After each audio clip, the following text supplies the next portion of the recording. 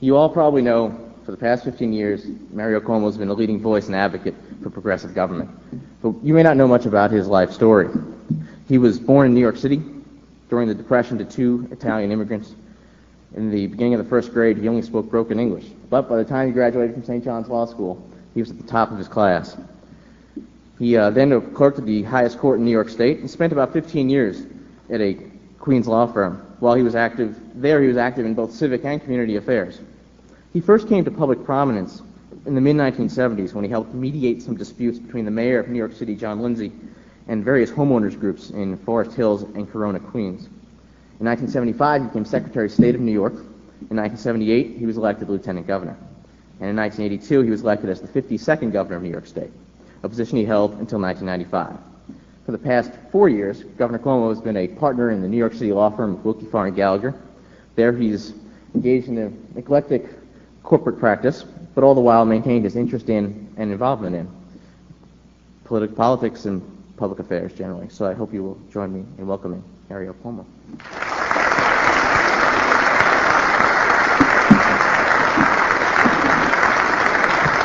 Thank you.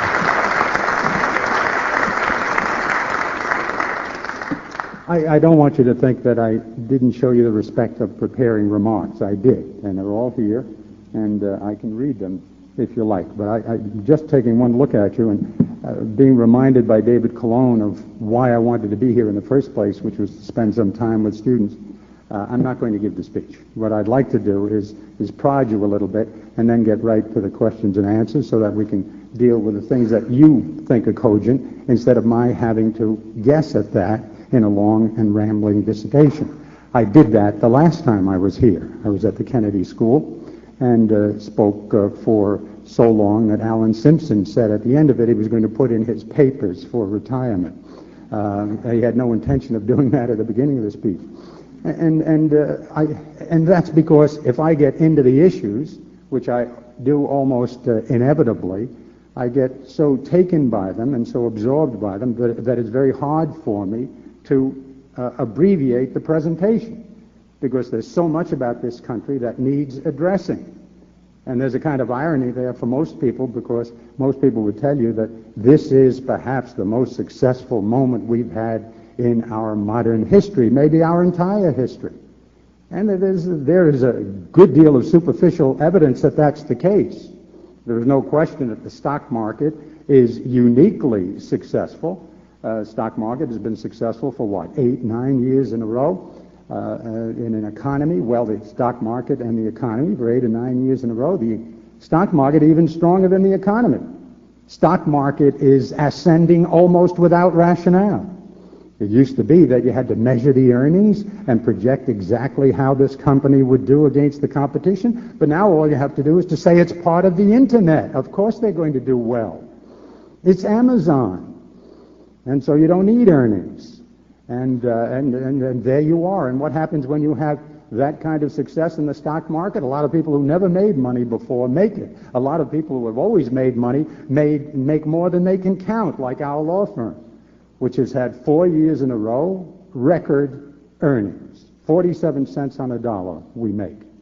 47 cents on a fee dollar, and we have set records for 4 years in a row for earnings. 47 cents on a dollar, and we've set a record for 4 years in a row. Why? Because everybody's doing mergers and acquisitions and heavy corporate work, and we've profited from it. And so we have more billionaires, more millionaires, more people over $100,000 than ever before in the history of the United States of America. That's wonderful, absolutely. My mother loves it, wherever she is, and I'm sure it's in something like a heaven. Because she left us here when she was about 95 a few years ago. But I remember my mother and what she would have said about this kind of success. I remember it because as a governor, I was very unhappy that she had never expressed to me vast satisfaction with the success of her youngest child. She never once said, "Gee, you're doing great, Mario." That's because I was the youngest of 3. And my oldest brother was never a governor or a president, nor was my sister.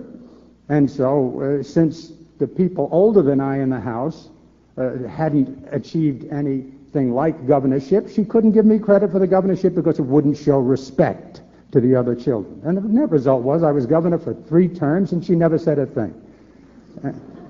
And so especially near the end, I was constantly prodding her and hanging around with her and hoping for little signs of acceptance and satisfaction, not to say approval. And one day we were together, and I was talking to her about the governorship and how hard it was and how well I was doing, and she looked down, and there was a Fortune magazine. And the Fortune magazine had a face on the cover, and she said, "Kia, who is that?" And I think she spoke only Italian, at least to the family. Spoke broken English to everybody else. Imagine that. Here's a couple came from Italy, never educated a day there, never educated a day here.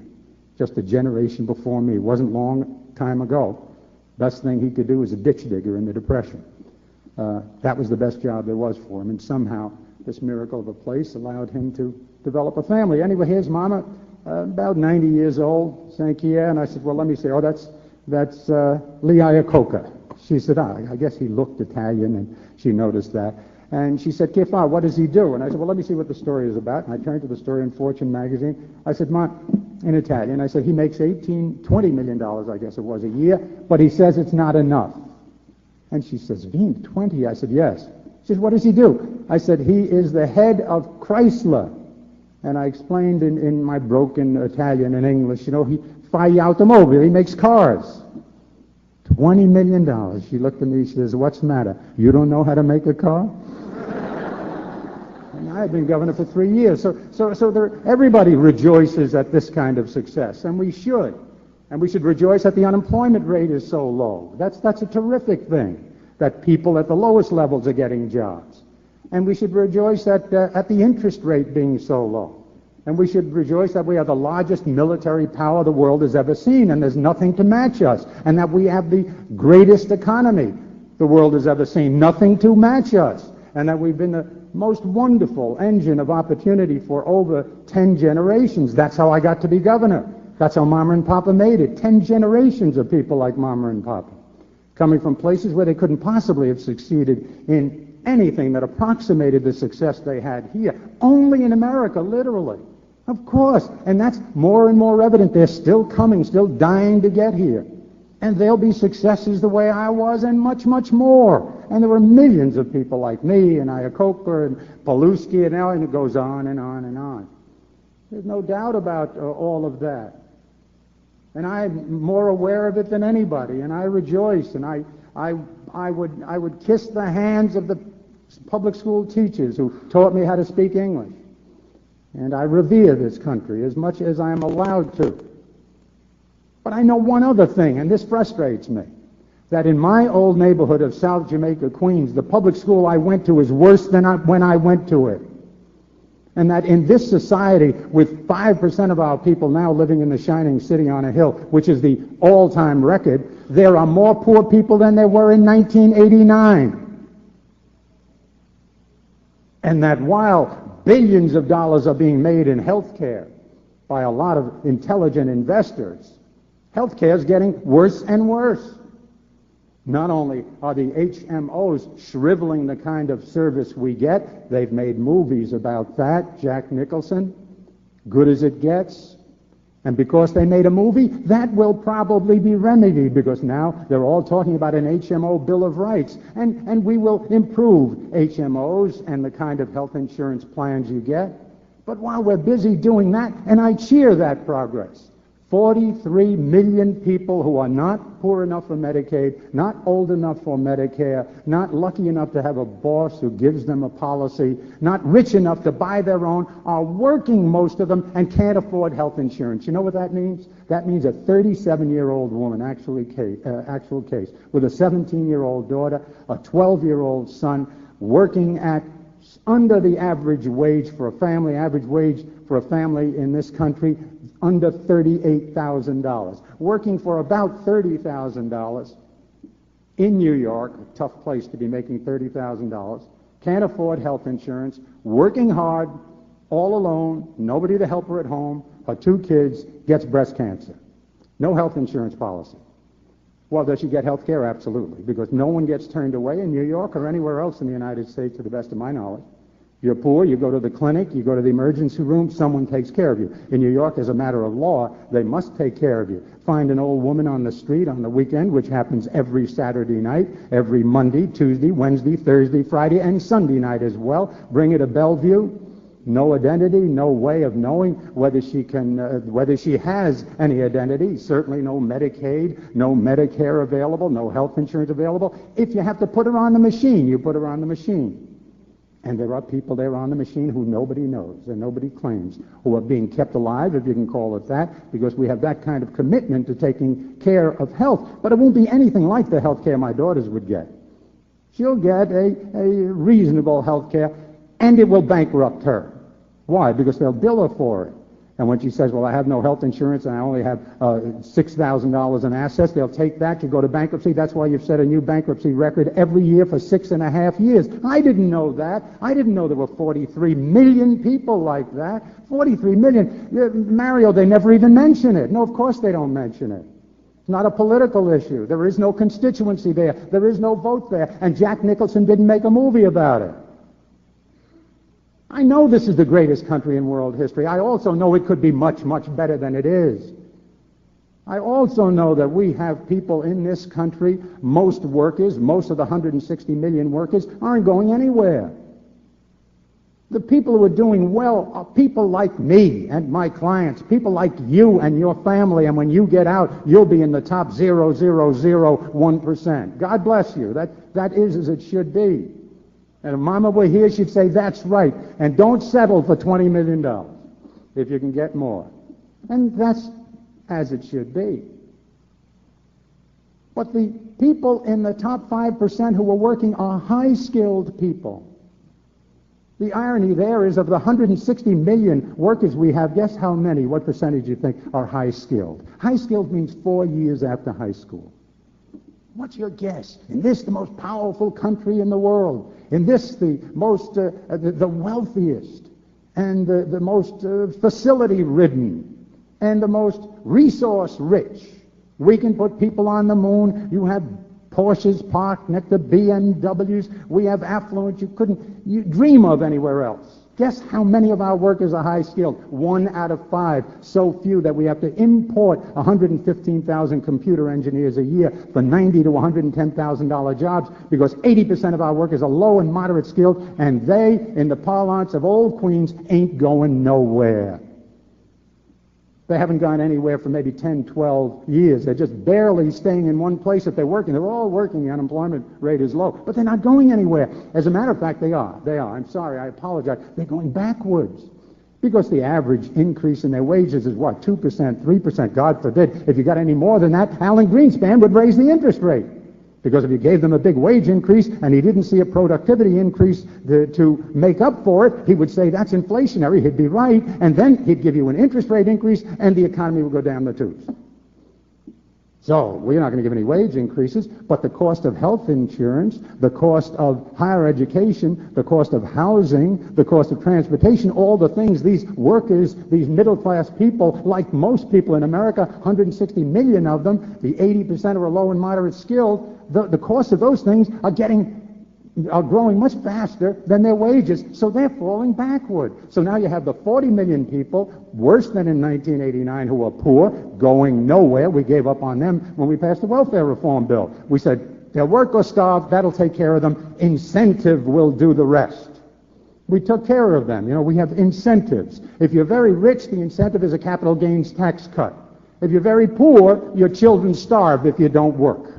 You know, it's called carrots for the rich and sticks for the poor. I didn't make it up. That's the truth of it. I know this. Why? Because I was governor for 12 years, and Secretary of State and Lieutenant Governor, and a lawyer before that representing people who couldn't afford a lawyer.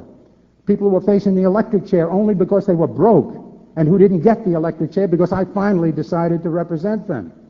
People who were going to lose their houses to the mayor of the city of New York only because they couldn't speak English. And didn't finally because someone who could speak English represented them for 6 years.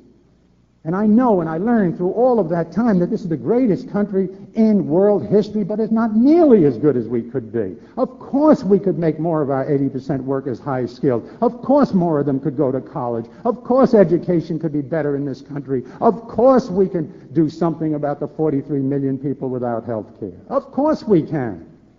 In the past, the reasons given were, well, globalization, and you can't do it because it costs money to do education, and we have a big deficit, and for a long time we did. Or you're going to have to raise the taxes, and for a long time that was a problem. But now you have $4 trillion between now and 10 years from now. $4 trillion! And how are they talking about spending it? Well, the dominant party is saying, let's spend $800 billion on tax cuts. For whom? For the poor people? No. For those low and moderate skilled workers? No. For whom? For my clients. And for people like them. Not all of it, but a lot of it. You know, a couple of years ago, when Alan Greenspan said, the problem with this economy is exuberance. Remember that? Now, did you ever read Fountainhead? You ought to read Fountainhead. If you want to figure out what Alan Greenspan's all about, read Fountainhead. No, I'm serious. He's an Ayn Rand roundie. And and what he was really saying is, problem is people are buying and selling too much. So how did we respond to that prescription? And everybody knows we do everything Alan Greenspan says. We give a capital gains tax cut. And what is the theory of the capital gains tax cut? It's good for business. Why? It encourages buying and selling. And what does it do to exuberance?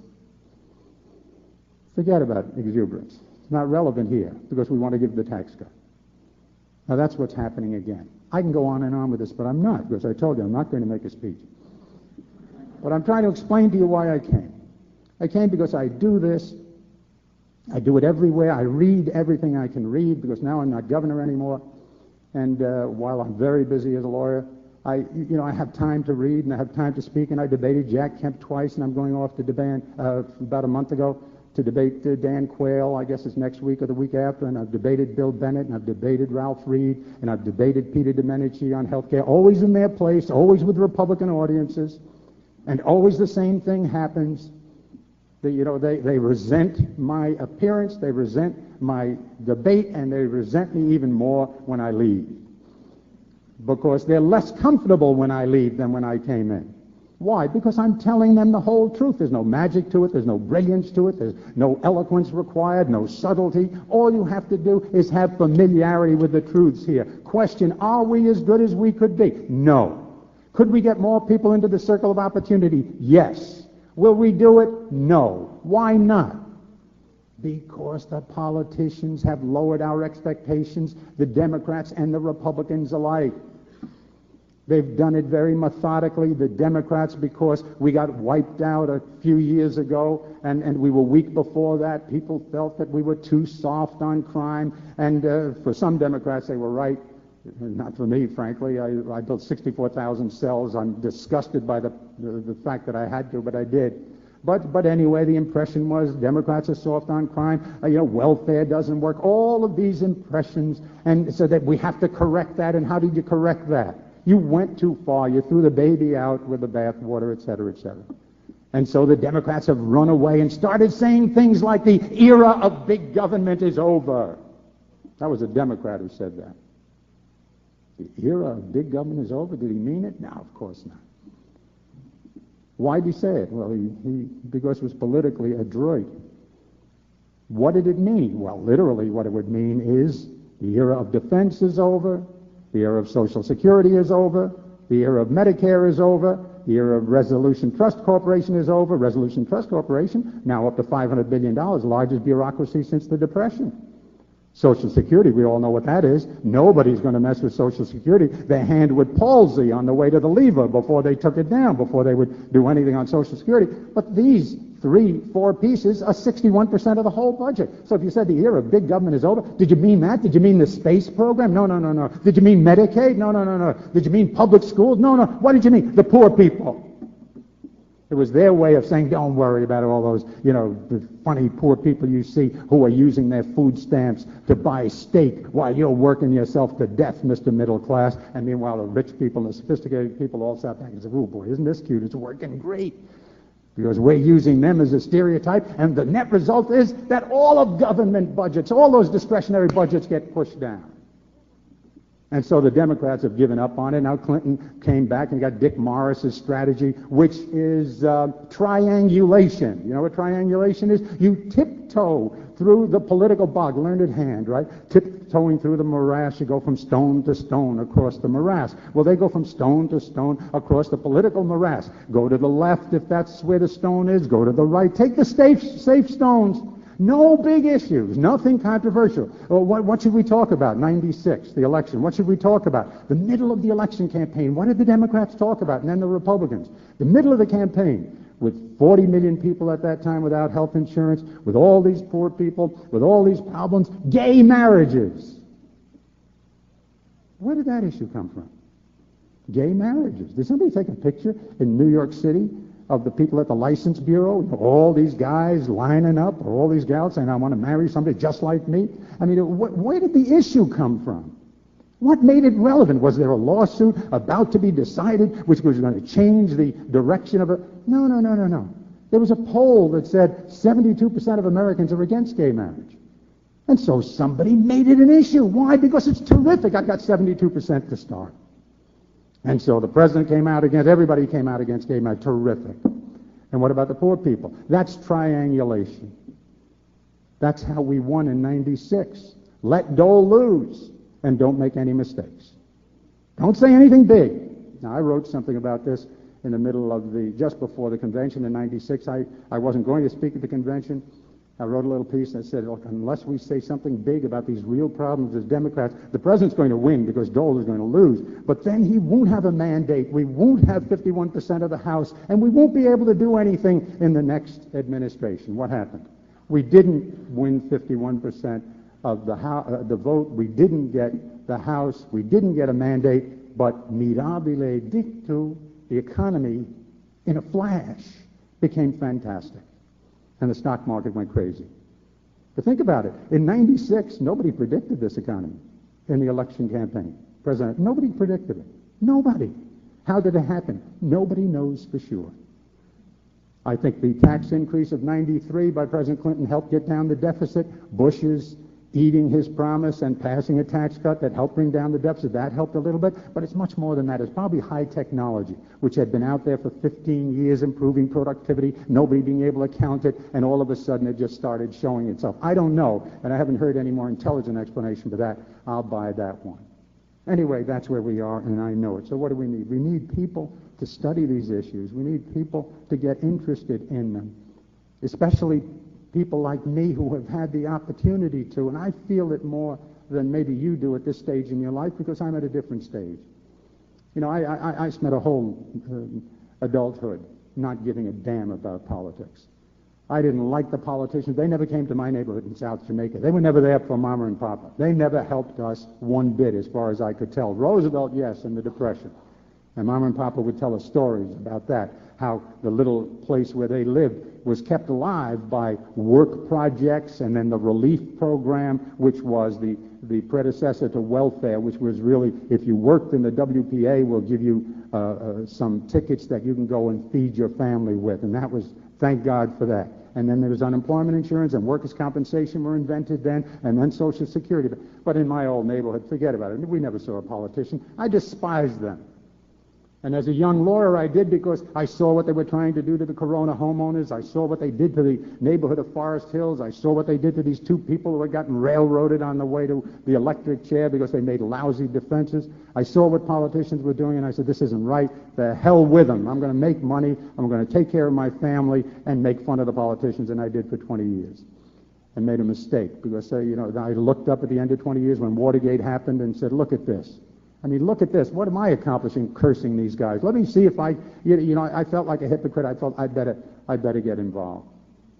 So I've learned a lot. I feel guilty about my own success because I haven't done enough, to see that other people share the good opportunities I had. A really good public school, scholarships of all kinds. I never paid a penny to go to school. And kids now are getting kept from, kids much brighter, much more deserving than I, getting kept from college because we can't make college accessible to them. I know that my family did very, very well. We had health insurance policies, we had everything we need, and we had an almost assured ascendancy in the years of the American dream from 45 to 75. All you had to be was a middle-class guy, raised 5 children, built a Cape Cod house in Queens, had a Bel Air Chevrolet. You didn't live lavishly. You didn't have a Wall Street, I graduated first in my class but couldn't get into a Wall Street firm. That's a whole other story. Somebody once suggested to me, maybe, Mario, you should change your name. And I've often thought about that. I wonder what I would have looked like as a Mark Conrad. But anyway, so I feel this with a special passion. But any of you, and there are a lot in this room, I'm sure, certainly there are a lot in Harvard who have studied the issues, you have to feel some of the resentment, perhaps, the unease at the very least that I feel with an America capable of so much more power and strength and beauty than we've manifest. How is that going to happen? It's not going to happen until we get more leadership from the people themselves, especially in a time like this that has politicians following the polls with almost a Pavlovian sureness. They do everything the polls say. That means we have to educate one another. We have to educate the people. We have to learn these issues. We have to learn the truths. I'm not talking about ideology. I'm not talking about being a Democrat. You may disagree with everything I say. That's irrelevant. I like to think in maybe the highest form of flattery of myself. I like to think that if people all had a chance to study the issue, they'd all come to the conclusions I did. But I understand that's not going to happen, that a lot of you come to different conclusions and may be there already. But the whole system would be better if we had more people in it studying the issues, speaking about the issues, having their voices heard. Only 40% of the registered voters even vote. 40%. What a disgrace. What a disgrace. So where would you go for people to get involved? Could you do better with Harvard? What did Rabbi Hillel say? If not you, then who? If not now, then when? I mean, who's better than Harvard? So I come to Harvard, and I went to NYU last week, and I went to Stanford, and I go to places where there are people like you. And what is there about you? You're talented, God bless you. You were made that way. Don't ever be embarrassed to say it about yourself, or prideful because you didn't do it. You were born talented. What you did do was work hard. That you deserve credit for. And so now you're special commodities. You're among the best we have to offer. The best talent, the best minds. And now you're lawyers in a great law school, maybe a uniquely great law school. And they're going to help improve your ability to analyze things. Just what we need. Somebody who can look at these complicated truths and see where solution lies. And you're brilliant articulators. And you're people who have learned to fight intellectually.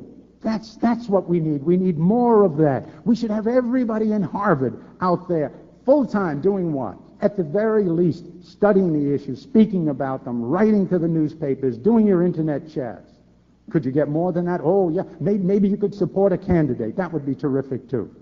How about more than that? Well, beyond supporting a candidate, when you go to a law firm, in my law firm, thanks to a guy by the name of David Cologne, who was up here introducing me and the reason I came back.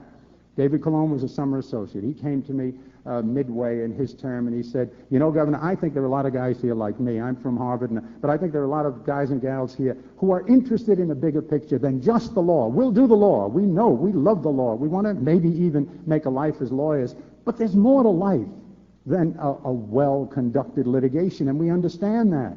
Or a brilliantly developed merger and acquisition. We understand that. And we want to be sure that, the people, our colleagues here with whom we're going to spend so much time, that some of them at least share our interest in bigger issues. I said, well, there is the pro bono, but that's basically legal. I said, look, I think this is a great idea, and if you can get the associates to develop it, I will personally help support a bigger interest group. David called it the public interest group, until I pointed out that the acronym was PIG. So we made it bigger interest group.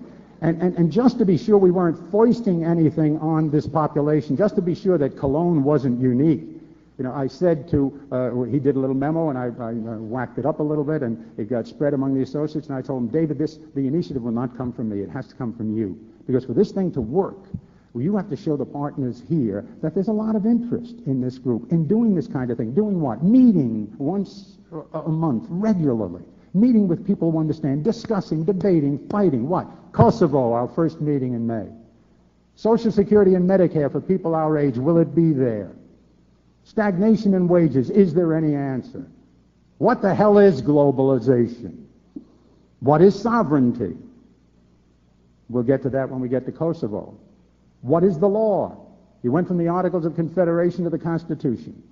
In this rapidly globalizing world, you think we'll go from the Constitution of the United States of America and the parliamentary governments of the European nations to a new world constitution?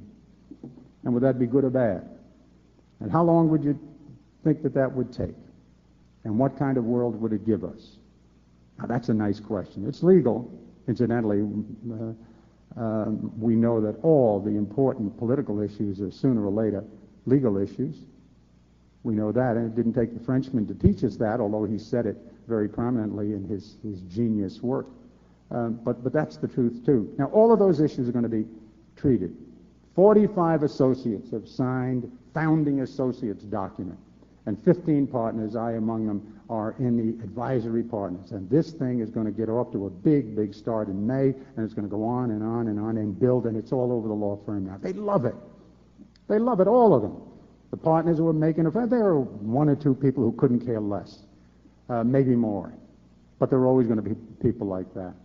And then maybe someday, after you pay off your loans, after you've made a living, after you've maybe developed a family, after you've knocked the law on his can, handle all the competition in Los Angeles or New York or Boston or wherever you go, after you've taken care of yourself and you've got money in the bank and you've gone around the world a couple of times and you've gotten the Porsche finally, and maybe you look around and say, hey, this really isn't enough.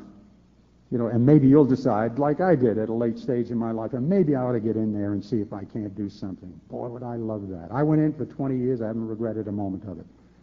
Best years I ever had. They knocked me down. They made a fool of me. I lost 3 elections in a row. They called me academic, foolish, no chance to succeed. I was 38 points behind. If you're Italian, they suggest all sorts of dire associations in your background just from the arrangement of vowels in your name. If you're a woman, they say once every month she won't be able to function. If you're Jewish, they say, why is he doing this? We know he's rich. I mean, you have all those stupid stereotypes, and you see them in a way that you never saw them before, and you feel them in a way. All of that happens to you. There are plenty of negatives, but at the end of the day, you say to yourself, I tried, damn it, I tried. I was in there giving it my best shot. And I made the effort. And maybe at least when I drop dead, if there is some kind of currently inscrutable but eventually inevitable judgment, then maybe they'll remember that all the good things I got, I didn't take for granted. And I tried to do something about paying back. Maybe some of you will feel like that. If one of you does, it makes the trip worthwhile. And if none of you does, then I'll probably force another invitation and come back. Thanks for listening to me.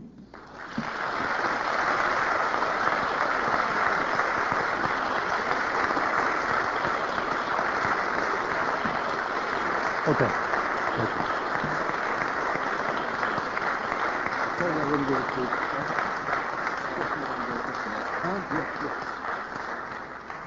Thank you, Governor. If any of you, I know have certainly questions, there's mics on either side, and if you could, I guess we'll start on the right and fire away and let him see what he says. Yes, sir. Hi, Governor Cuomo. I was present for your talk at the Kennedy School 2 months ago in February. It was actually George Washington's birthday, and at that time I thought to ask you a question of presidents. Now that we're in April, and this marks the week that Jackie Robinson broke into the major leagues, my question today to you is about baseball and the American dream, 2 other subjects along with presidencies that you've thought a lot about. My question is this: at the talk you gave at the Kennedy School, you talked a lot about. I'm sorry. At the talk you gave at the Kennedy School, you repeated your often repeated refrain from Paul Simon refrain. Where have you gone, Joe DiMaggio? A nation turns its lonely eyes to you. Since then, we've lost Joe DiMaggio. But my question that Not really. But No, I mean, and actually, but my question for you has to do with baseball players and the American dream. After Joe DiMaggio, we had Jack Roosevelt Robinson, and when he played, the only refrain that we would get for him was, "Did you see Jackie? You probably remember this song. Did you see Jackie Robinson hit that ball? Oh well, yeah, he hit it far." And after that, we had the Hammer, who broke the Babe's record, probably the most cherished record in baseball until a white man broke another storied home run record. And we had Roberto Clemente, who you may have even played with in the minor leagues in the Pirate system, of whom little was said until his life ended trying to repair the strife of another nation.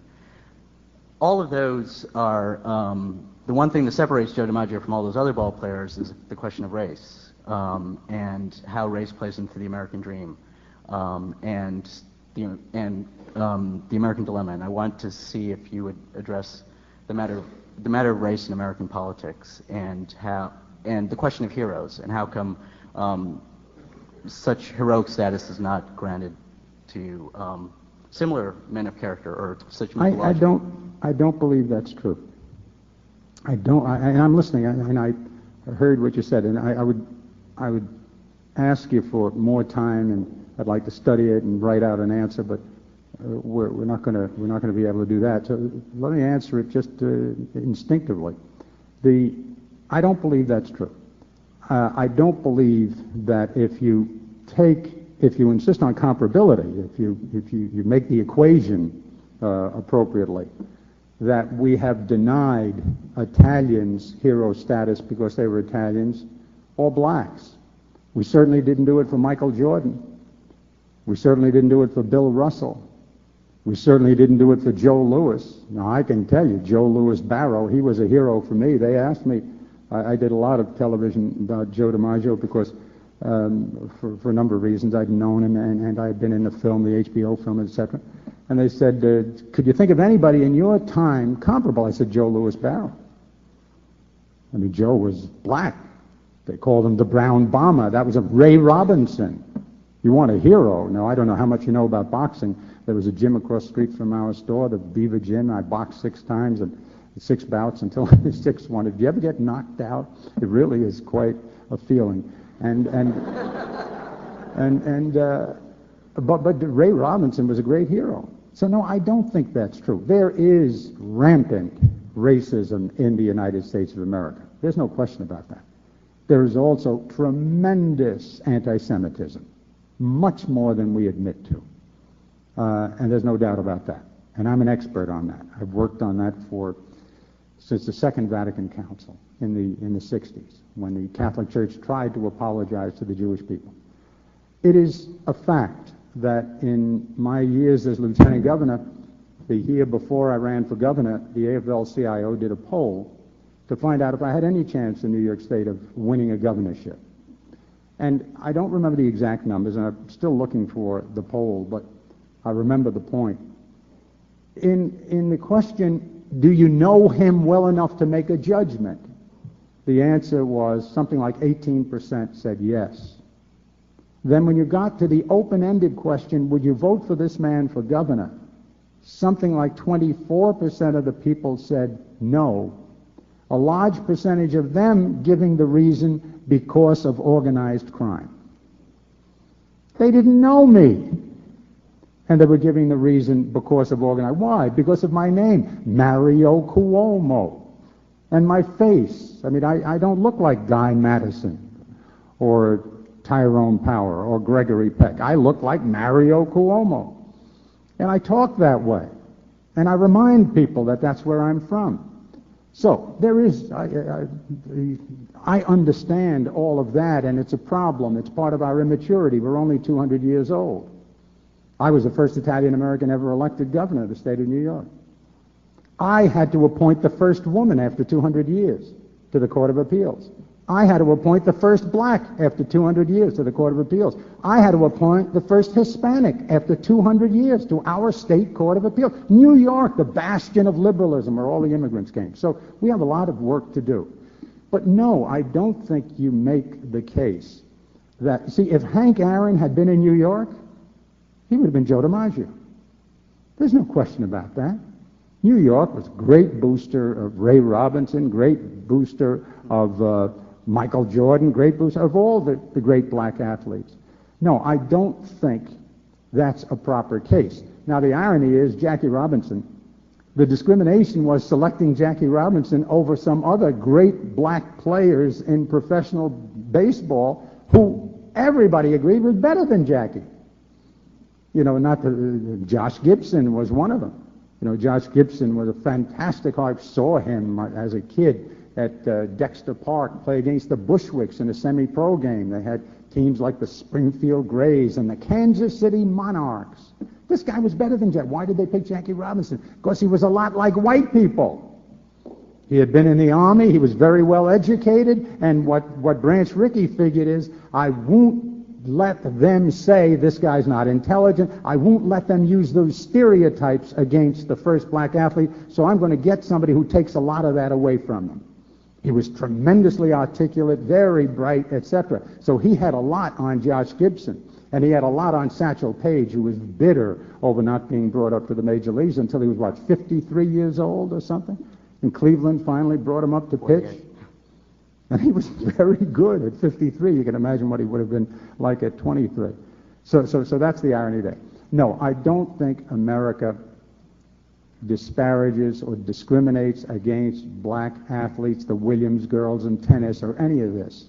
Arthur Ashe, or any, given comparability. If they are good, I think sports takes everything away, and the sports fan will say, that guy's the best. Michael Jordan is the best.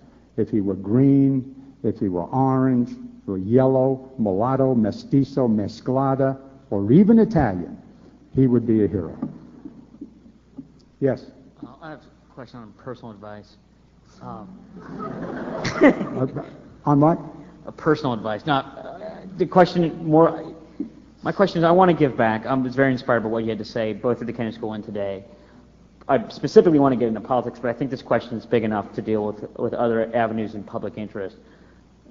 What role do you think it is, or how important it is for us as Harvard Law School grads to do private sector work before we get into whether elected office or in other political... Now, this is a good question.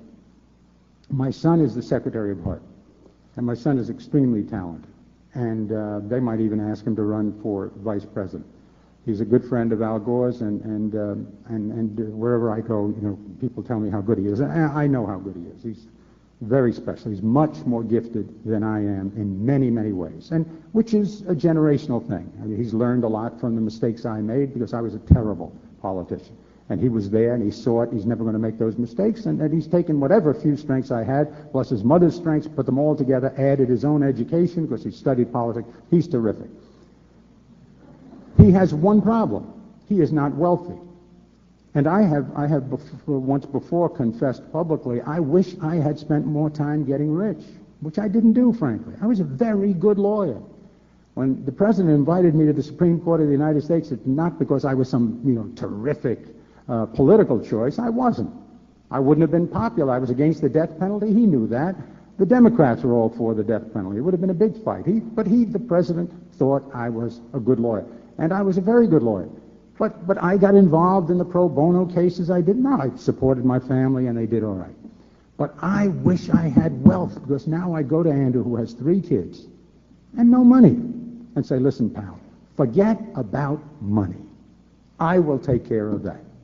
I'll help you with your family. I'm loaded. I'm like, some of these other big shots. I got plenty of money. I'm going to put aside a few million. Don't worry. Go out there and give them heck. Be a politician. Now, I couldn't do that, or I would have started much younger in my own career, I think.